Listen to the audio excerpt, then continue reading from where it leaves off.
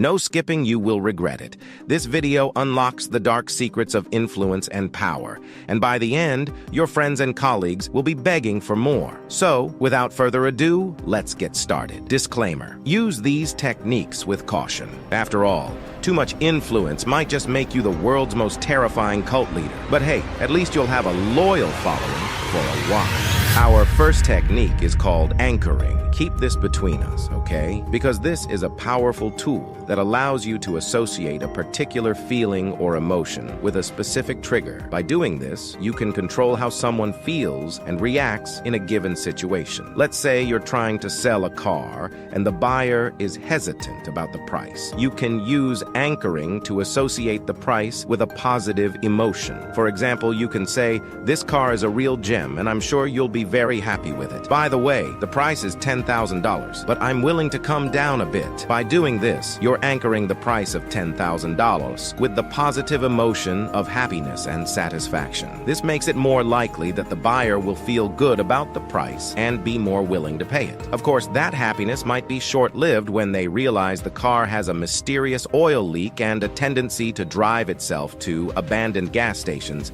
at 3 a.m. Or let's say you're trying to convince a friend to go to a concert with you. You can use anchoring to associate the concert with a positive emotion. For example, you can say, "This band is amazing, and I'm sure we're going to have a great time. By the way, the concert is $100, but I can get us a discount." By doing this, you're anchoring the concert with the positive emotion of a great time and excitement. This makes it more likely that your friend will feel good about the concert and be more willing to go with you. Now, I know what you're thinking. This sounds too good to be true, but trust me, anchoring is a real and powerful technique that you can use in any situation. Just remember to be subtle and don't overdo it, or you might come off as manipulative. And trust me, you don't want to be known as the office manipulator. That's a title that's hard to shake off. Our second technique is called social proof.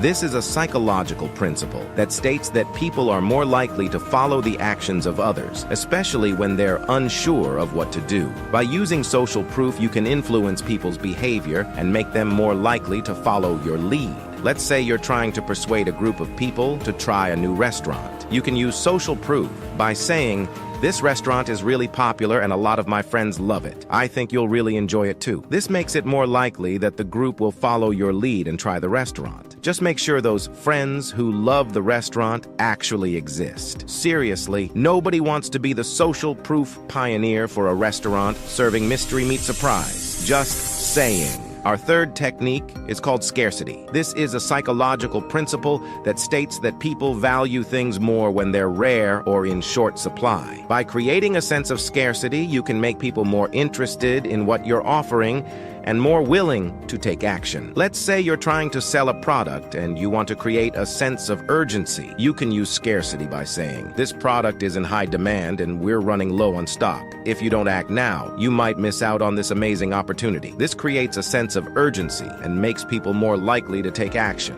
This tactic is especially effective when selling something truly scarce, like internal organs on the black market. Scarcity breeds desperation, and desperation breeds very eager customers. Just make sure your product is fresh. Our fourth technique is called commitment and consistency. This is a psychological principle that states that people are more likely to follow through on a commitment if they've made it publicly or in writing. By getting someone to make a small commitment, you can influence them to make a larger commitment later on. Let's say you're trying to persuade a friend to go on a trip with you. You can use commitment and consistency by getting them to commit to a small part of the trip, like choosing the destination or the dates. This makes it more likely that they'll commit to the entire trip later on. Our fifth technique is called mirroring. This is a nonverbal communication technique that involves mimicking the body language, facial expressions, and speech patterns of the person you're talking to. By doing this, you create a sense of rapport and trust, making it easier to influence their thoughts and actions. Let's say you're trying to persuade a colleague to support your project. You can use mirroring to create a sense of rapport and trust. For example, you can match their body language, facial expressions, and speech patterns. This makes them feel more comfortable with you and more likely to support your project. Just remember, don't overdo it unless you want to end up in a synchronized blinking contest. Nobody wins in that situation, especially not your social life. Our Our sixth technique is called liking. This is a psychological principle that states that people are more likely to be influenced by someone they like or respect. By using liking, you can create a positive connection with someone and make it more likely that they'll follow your lead. Let's say you're trying to persuade a potential client to work with you. You can use liking by finding common ground or shared interests. For example, you can say, "I noticed that we both love rock climbing. Have you tried the climbing gym downtown?" This creates a positive connection and makes it more likely that the client will want to work with you. Remember, even if your only common ground is a shared love for true crime documentaries, that's enough to build a bridge of influence, especially if you're casing their house. Now, I know what you're thinking. This sounds like a common sense technique, but trust me, liking is a powerful tool that you can use to create a positive connection with someone and make it more likely that they'll follow your lead.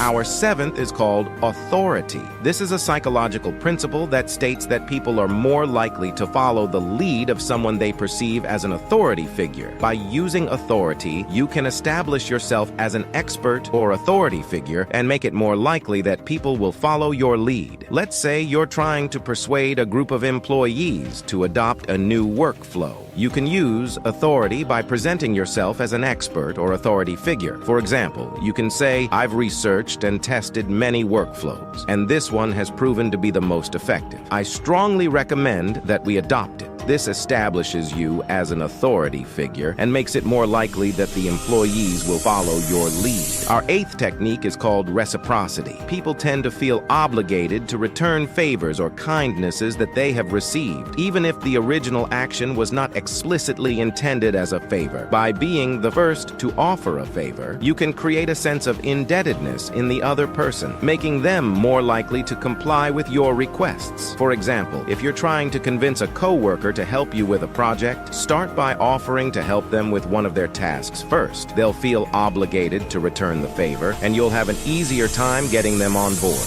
Our ninth technique is called the hidden agenda. People are more likely to comply with a request if they don't feel like they are being manipulated or controlled. By presenting your request as a hidden agenda, you can make people feel like they are making their own decision. For example, if you want someone to do you a favor, say something like, "I have a favor to ask you, but I don't want you to feel like you have to do it." This makes people more likely to comply with your request because they feel like they are making their own decision. Our 10th and final technique is called the absence then appearance. This technique is designed to create intrigue and curiosity in your crush by manipulating their perception of your presence. Here's how it works. You want to create a situation where you are not around your crush as much as you normally are. This could be as simple as sitting at a different table during lunch or taking a different route to class. The idea here is to create a sense of absence and distance. After a few days of absence, you want to create a sense of anticipation in your crush. You can do this by dropping subtle hints or sending subtle signals that you will be around soon. After a few days of anticipation, you want to make a grand appearance in front of your crush. This could be as simple as sitting next to them in class or striking up a conversation during lunch. The idea here is to create a sense of excitement and intrigue. If manipulating crushes is more your style, you might want to check out my previous video, Dark Psychology, How to Manipulate Your Crush to Like You. After all, a little influence can go a long way in the game of love or obsession. The choice is yours.